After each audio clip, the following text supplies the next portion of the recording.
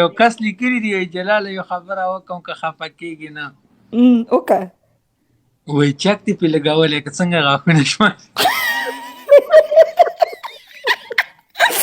دې سپنا ستا به شل وي. زما 22 خپل دي او 22 د هغې دي څه ورته وایي 2 غاښونه دي. جلال خانه یو کس راته وایي نن یې بیا وتړم پرون مې د لاسونه تړلي و نن یې د خپونه. ما ته ویل لاس دې خوږ دی راکړه پټۍ دې تاووم ته څه وایې چې زه به دې بیا وتړم. دا ځل به یې د خپونه تړم. نه په خپه مې زخم نشته زه نن نه دوکه کېږم. اوس که رښتیا مې خپه خوږ وم په تا بیا نه تړم دومسې نه چې بیا دې وتړي. یو پنشمنټ خو وکړه راته زه. ته راته وکړه ثوابي وکړه. خدای پاکه دروجې ما خو ثوابي نه دی کړی خو دا خوله کې څو دانې غاښونه وي؟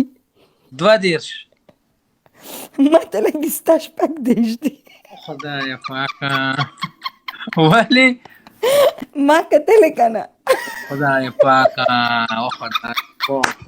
خدای پاکه دا یو بل قسم وي خدای پاکه. وی زما دې ته وایي ستاسو په خوله کې څو غاښونه دي ولیکئ ما ته. خدای پاکه نشته زموږ خولو کې غاښونه نشته. ډبل ټیپ ملګرو ډبل ټیپ.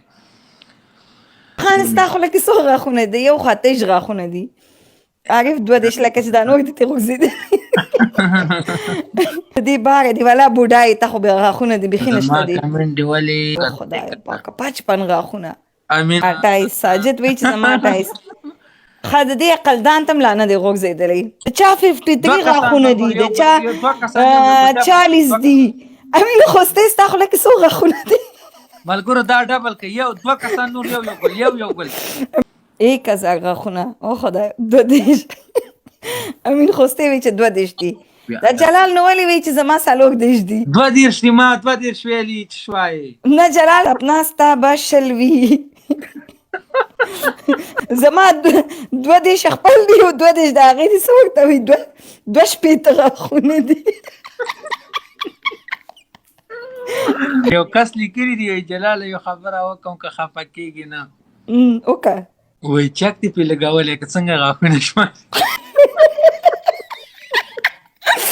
دې دپاره خو مې ویل که نه چې غاښونه یې ډېر زیات تېره دي. کوم ځای درته چیچلی ووایه. خدای پاکه love you welcome. دا وګورئ خدای پاکه ستا غاښونه مې ښودل. زما غاښونه دا دي دلته کې چاپونه یې عکس یې دلته عکس یې شته تصویر والا ټول اوس د غاښونو قصې روان دي. خدای پاکه دلته هم را سټارټ دي. ما تا ته موضوع راوړه. دا ځای لرې کومه موضوع مې ختمه. ما دې اوس ګاښېلو ته موضوع راوړه. خدای پاکه مه کوه اوس ټول غاښونه لیکي. ملګرو کس لیکلي دي یو چونډۍ نسوار راکړه که نه. ته دغه خرې تختې که نه بیا څوک غاښونه لیکي څوک نسوار.